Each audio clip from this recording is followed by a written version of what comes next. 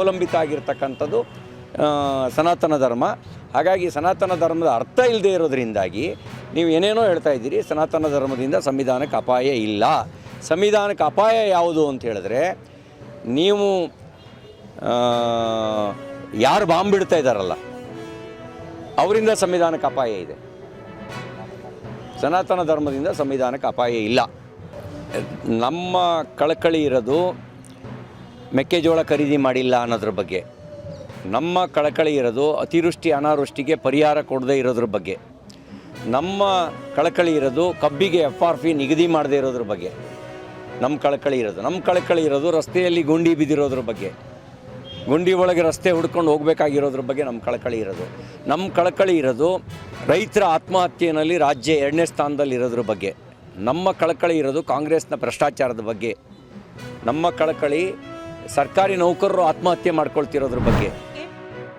ಸಾಕ್ಷಿಯಾಗಿ ಭದ್ರತೆಗಾಗಿ ಅಕ್ಕಪಡೆ ಯೋಜನೆ, ಗೃಹಲಕ್ಷ್ಮಿ ವಿವಿಧೋದ್ದೇಶ ಸಹಕಾರ ಸಂಘದ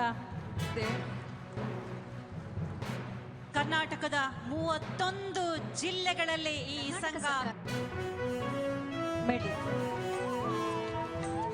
ಜೊತೆಗೆ ನಮ್ಮ ಮಹನೀಯರು ಈಗಷ್ಟೇ ಆಗಮಿಸಿರುವಂತಹ ಸನ್ಮಾನ್ಯ ಶ್ರೀ ತುರಂತ ಸಂಗಮೇಶ್ ಸರ್ ಅವರು, ಭದ್ರಾವತಿಯ ಶಾಸಕರು, ಅವರಿಗೆ ಪ್ರೀತಿಯ ಸ್ವಾಗತ. ಮತ್ತು ಕಿತ್ತೂರಿನ ಶಾಸಕರು ಕಾಕಾ ಸಾಹೇಬ್ ಪಾಟೀಲ್ ರವರು ಅವರಿಗೆ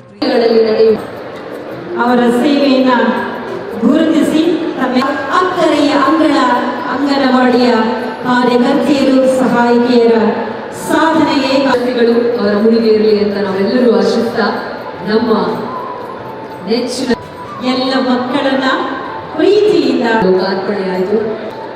ನಮ್ಮ ಕರ್ನಾಟಕ ಸರ್ಕಾರ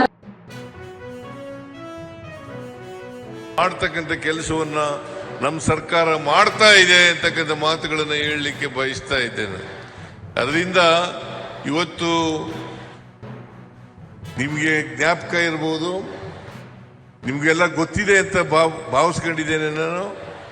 ಕೇಂದ್ರ ಸರ್ಕಾರದ ಕಾರ್ಯಕ್ರಮ ಆದರೂ ಕೂಡ ಇದು ನಾವು ಹೆಚ್ಚು ಹಣವನ್ನ ಕೊಡ್ತಾ ಇದ್ದೇವೆ.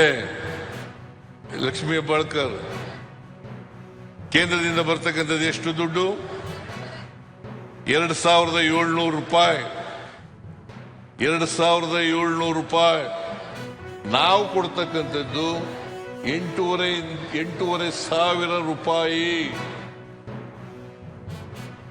ನಾವು ಕೊಡ್ತಕ್ಕಂಥದ್ದು 8,500 ರೂಪಾಯಿ. ಇದು ಮಹಿಳಾ ಕಾರ್ಯಕರ್ತರಿಗೂ ಹೆಚ್ಚಾಗಿ ಕೊಡ್ತಾ ಇದ್ದೀವಿ, ಸಹಾಯಕಿಯರಿಗೂ ಕೂಡ ಹೆಚ್ಚಾಗಿ ಕೊಡ್ತಾ ಇದ್ದೀವಿ. ಇದನ್ನ ನೀವು ಅರ್ಥ ಮಾಡ್ಕೋಬೇಕು.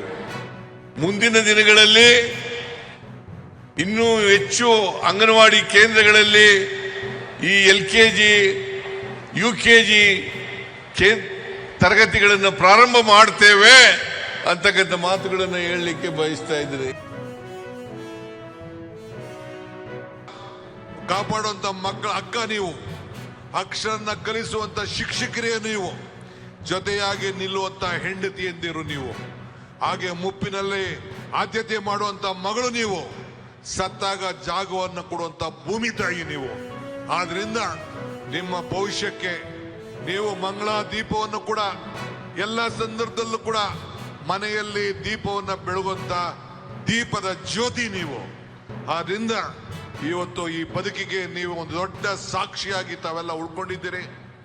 ನಿಮ್ಮ ಸೇವೆಯನ್ನು ನಾವು ಮರಲಿಕ್ಕೆ ಸಾಧ್ಯ ಇಲ್ಲ. ನೀವೆಲ್ಲ ನಿಮ್ಮೆಲ್ಲರ ಆಶೀರ್ವಾದದಿಂದ ಮತ್ತೆ ಈ ರಾಜ್ಯದಲ್ಲಿ ನಿಮ್ಮ ಸೇವೆಯನ್ನು ಮಾಡಲಿಕ್ಕೆ ಮತ್ತೆ ನೀವೆಲ್ಲ ಸೇರಿ ನಮ್ಗೆ ಅವಕಾಶವನ್ನು ಕಲ್ಪಿಸ್ಬೇಕು.